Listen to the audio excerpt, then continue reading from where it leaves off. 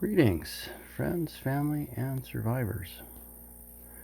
Well, this is a strange day. I'm having a hard time getting my head around it. But 26.5 volts divided by 7 is about 3.7 something. And so powering down and decommissioning this system, I want to leave the lithium-ion batteries at about 50%, and I think I'm actually closer to 60. Yeah. Wonder if that's close enough. So my plan is to power this system down today. Decommissioned 400 watts. We took 400 watts off of that array, and they're going to go on that trailer. I ought to be able to put 400 watts up there. So here's the deal.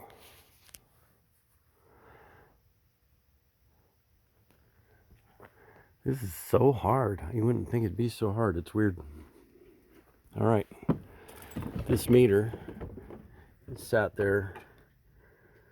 Well, in May it'll be 6 years in May.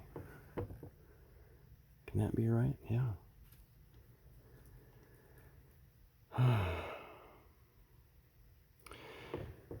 Here we go.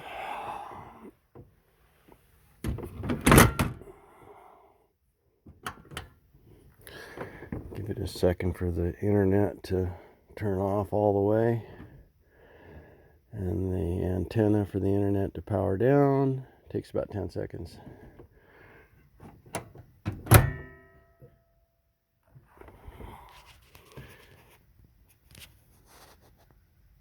It's moving. That's we're on the grid. We're on the grid. How weird. We're on the grid. Yep. The Davis family is back on the grid, right? Well, I don't know if I've mentioned this yet, but Carol and I are moving out of this house, and we're moving in with Dad for a couple of years. And one of my sons is going to move in with his family. He actually owns his own house, but he's going to rent it out because he'd rather raise his children here than in the housing tract that he's in. Even though it's a very tiny town nestled in the mountains, it is a town and it is a housing tract. And rather than having his kids play on the sidewalk, wouldn't it be better to let them play out here?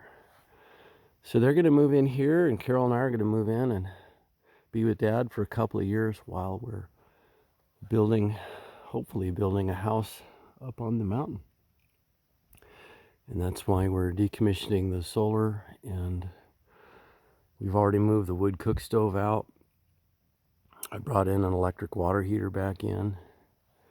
So I've got to dismantle the solar and the propane system.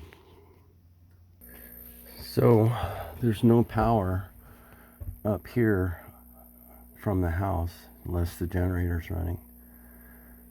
So I've got to bring a drop cord up so I can see what I'm doing. But I wanted to power the system down when the batteries were at about 50% for long-term storage.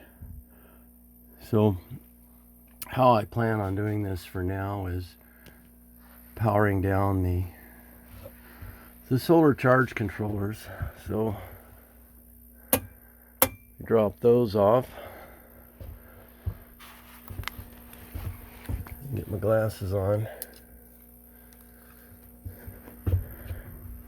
And let's see, that's a PV input there. That's a PV input there.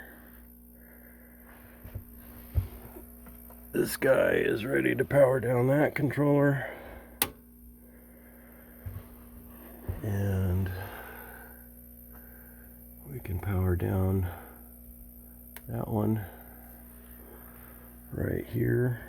Would be the 80. And that one went good night. And then this guy, power that down right here. Now there's no chance of it charging. And let's see. We take out the environment control. And then the next step would be power down the inverter, which I won't do that yet because I need the lights in here, and I'd like to research a little bit to make sure I'm low enough. And then power the inverter down and then drop all of the breakers. And then all I have to do, man, my hands are shaking so bad this morning. Pull the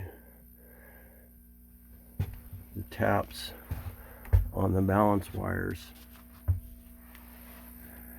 and that open circuits the BMSs, and then unplug the active balancers, and then the ion batteries or lithium ion batteries are isolated, and then I can start dismantling the system.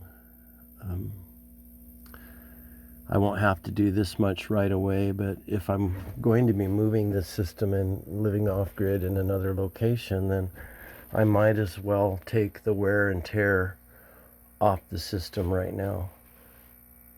Yep, that's the plan. Feels weird. You can see in here in the laundry room, I brought the electric water heater back in, and just need to hook this up and turn the breaker on. And that's why I've got dual isolation valves on both systems. So open those two valves and close the other two, and we'll be back on electric hot water. You can see we took the wood cook stove out, put this propane cook stove in. Yep, we hear the refrigerator running on grid power.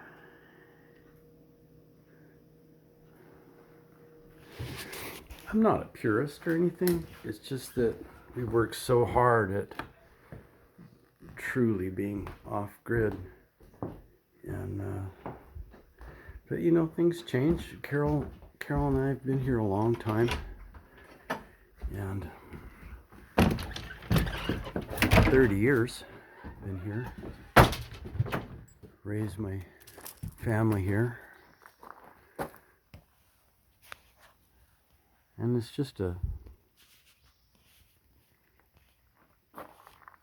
change, you know. Life changes. We don't have to move, nothing like that. We're just looking to the future, and my son's going to be able to help out with firewood, and then all my boys and my dad will help me build a new home up on the mountain.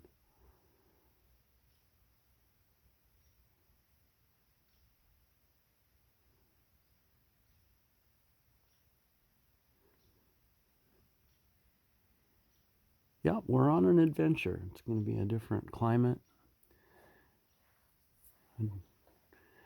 It's going to be more into a very, very small culture of mostly it's cow country, and that's Carol's a cowgirl at heart. And so out there's still logging in cow country, and it's more like a culture that we used to have here, like it was here 30 years ago, which I really miss.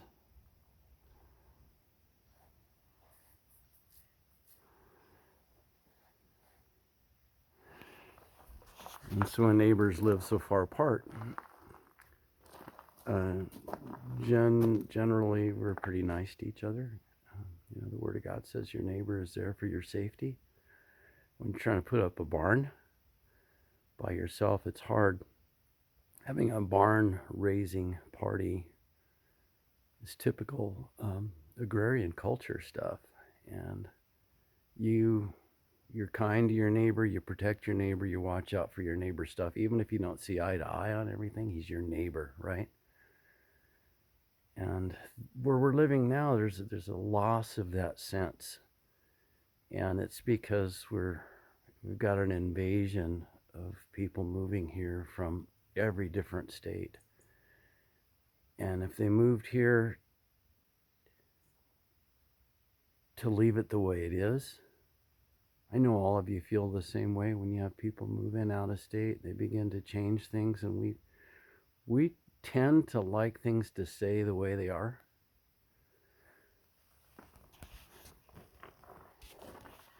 And I understand the mass exodus of people moving north. I really do. Can't blame them.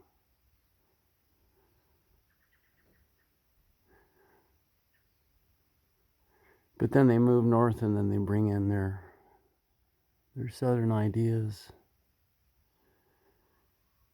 And then you look around and you don't know anybody anymore, and the way people are acting, the way they're talking, the things they're talking about, you don't understand. And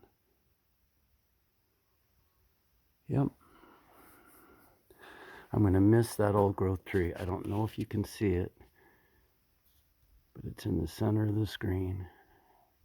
And is a big old growth fir. Just towers up out of the mountain.